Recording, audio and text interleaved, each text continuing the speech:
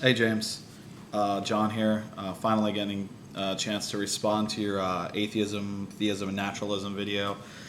I gave you a response earlier. So what was my original argument, which kind of started this whole discussion?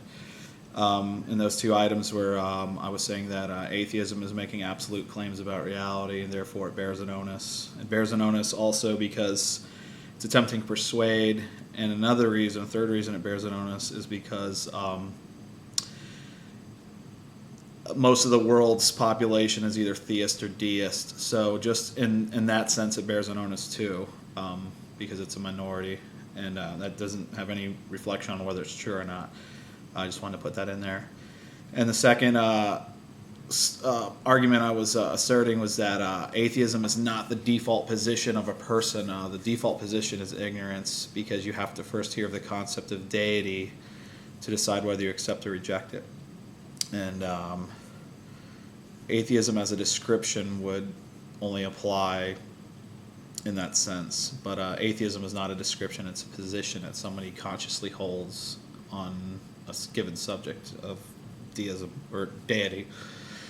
Anyways, I want to get into the meat of your those two videos you did. There's a lot of challenging stuff to it. I can't answer all of it. Some of it I don't have a response on, especially in part two. You bring up some valid questions as far as the fall, and I've thought about things like that myself. I'd like to do a little more research on it. I think they're good questions. I think they deserve some sort of reply. I just can't really give you one right now with those. But I do want to get into what you were saying about theism signing away its rights to natural explanation. Let me back up a couple things here. I want to do some house cleaning myself. I think I use a bad term here for describing intelligence being the cause of the universe as one hypothesis, and the only other hypothesis is non-intelligence. I use the term properly basic.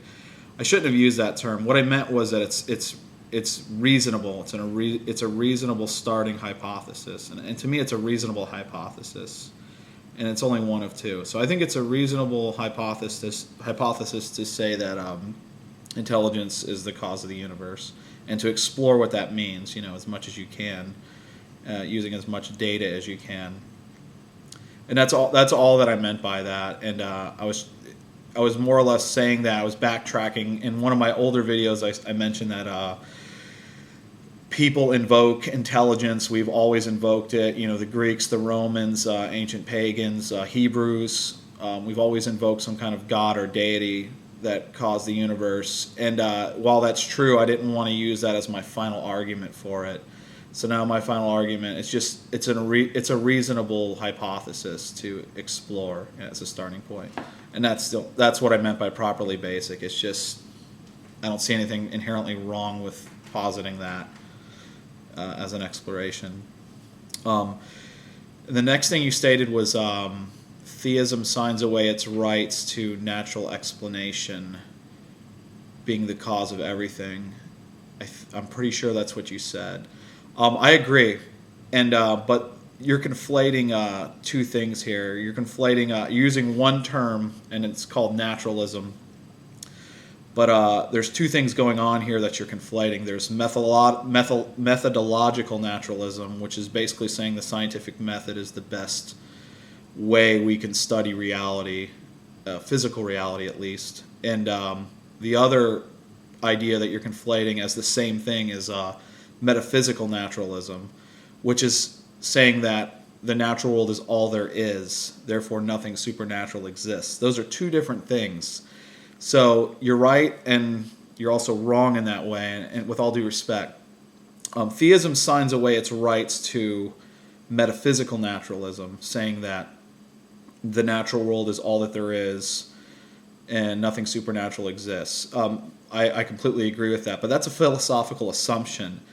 And that idea is not conclusive by using the scientific method. It's just an assumption. We don't know that. So yes, we sign away our rights to that, but that is not the same thing as methodological naturalism. And here's why.